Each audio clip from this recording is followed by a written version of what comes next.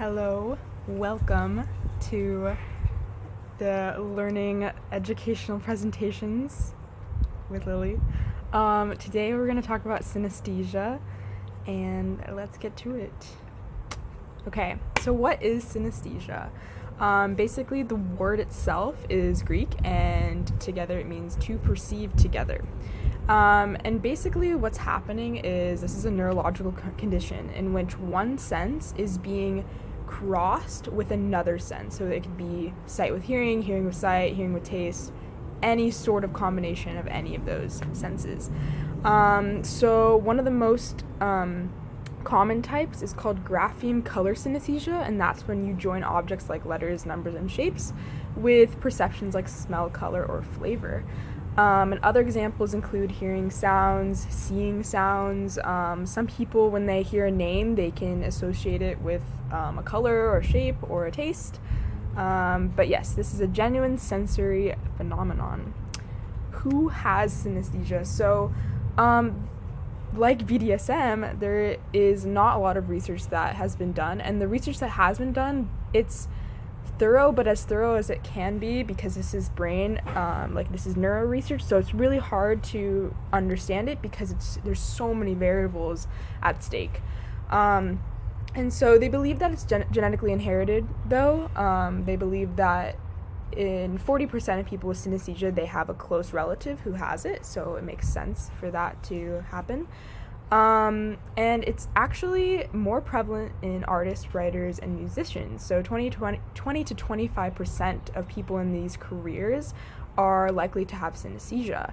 So, for example, Lorde has synesthesia, and she realized this in a really funny way. She grew up her whole life thinking that everyone could hear, when they heard music, that they would see colors as well.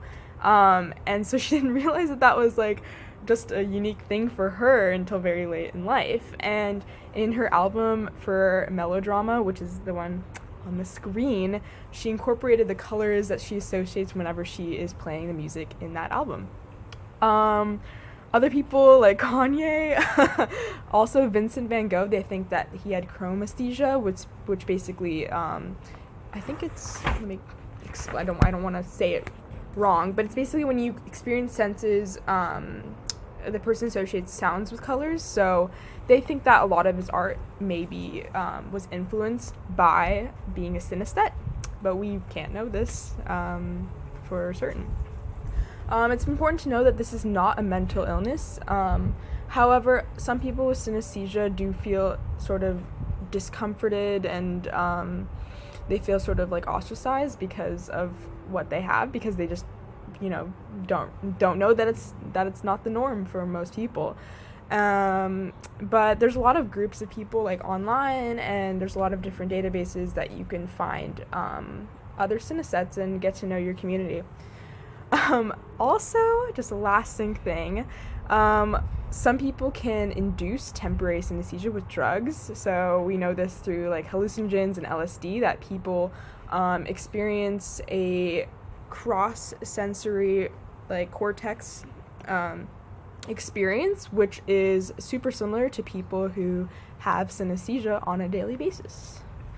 So there's over 60 types of synesthesia, and they're still finding more people with so many variances with this experience.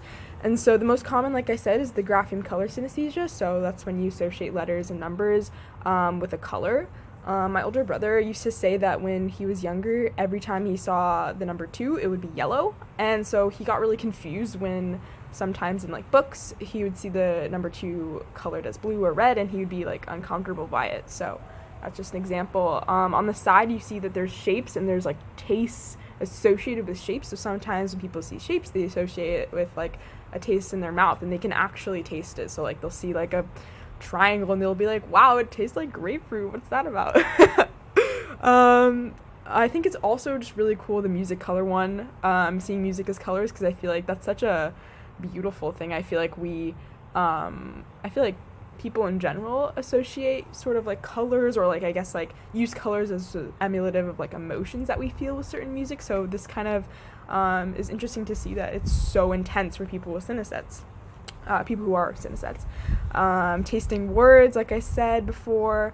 One that's really kind of abstract is the feeling that time has a physical characteristic. So some people with synesthesia will associate a month or a season or a day with a color or a swirl or a shape. And so like they'll be like, oh, Monday, like that's a blue day or something. Like it's very unique to each person. And then seeing a certain color when feeling pain. I read about this one woman who sees the color pink, like really bright, intense pink, every time she feels pain. So that was an interesting fact. I feel like if I would feel pain, it would be like maybe red or something. I don't know, like blood color. But I feel like that's a conditioning thing, which I'll get to later. Okay. 2 senses diverge in a yellow cerebral cortex. Sorry, I have to add my literary side into everything. But yes, this is what's happening in the brain. So you know a lot about the brain. You already taught me about the brain in terms of psych. So maybe you know a lot more than me on this topic. But what's happening is there's definitely, the researchers have found anatomical differences. So there's increased gray and white matter, which is actually a genetic advantage. So we'll get into that. Basically what's happening is there's hyperconnectivity between auditory and visual cortex, or like taste, whatever cortex that is. And so hyperconnectivity, what's happening is there's an abundance of neurons that are firing, but they're firing at once and they're being not separated. They're coalescing in a way that's kind of just different from non-synesthete brains. And so the parietal lobe plays a really big part in this because it helps with perceptual binding. So it's basically, in a sense, gluing together these different cortex that should be more separated.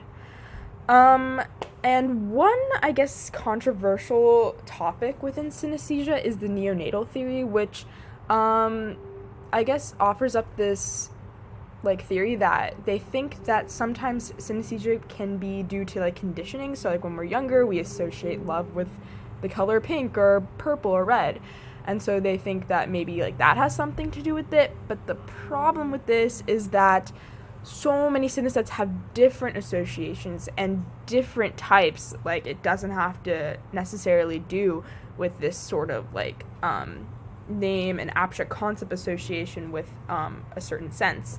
Because they think with synesthetes that these connections that should be separated in terms of childhood development aren't being separated to the extent anatomically that non-synesthetes are dealing with. So yeah, so I don't think that theory is true, but I do think that there is some sense that conditioning may play a part, but we need more research done. More research. All right, Roxy. So this is a grapheme color test. Try to find the 2s, and if you take a really long time, it's okay. But yeah, you can do that. You can pause this, whatever you gotta do. All right. Hopefully you're unpaused now. So, the 2s, there's like a couple of them that were clustered together. And researchers use this test to test for grapheme color synesthesia, and they think that people with this type of synesthesia will find the 2s faster because they associate 2s or different numbers with a different color. So it's easier to spot because it's obviously a different color orient. So, but yes, to reiterate, this is just one type of synesthesia, and there's so many different types, and there's still so many variances between each person. So it's fun to really learn about more of them and not just associate synesthesia with this one common type, because there's so many different interesting ones. If you want to learn more about synesthesia, you should read A Mango Shaped Space. This is my favorite book in 6th grade. I loved it.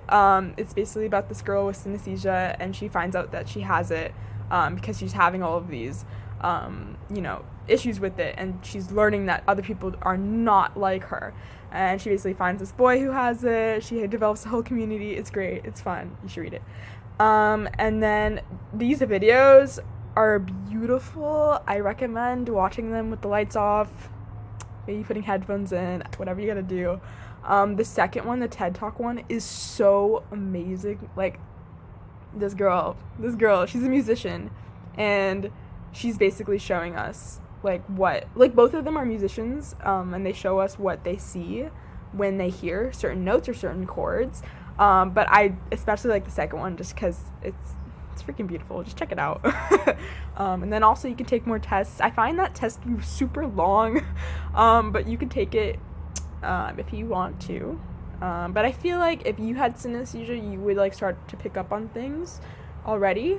They find that people ages like 18 to 25 start to really like understand that they're seeing and perceiving different things than the norm. So yeah, definitely try that. Okay, and here's the last thing. When I hear your name, this is what I associate with you. All the different senses. But yeah, I love you a lot. And you're the best. And sorry I look ugly right now. But yeah, I hope this works because I haven't used this like screen capturing thing. But I hope you liked it. And if you want to learn more, I like literally all last night just researching this. So like I have more notes and shit if you want to learn more. But yes, I love you, and I hope you have a very colorful rest of your day.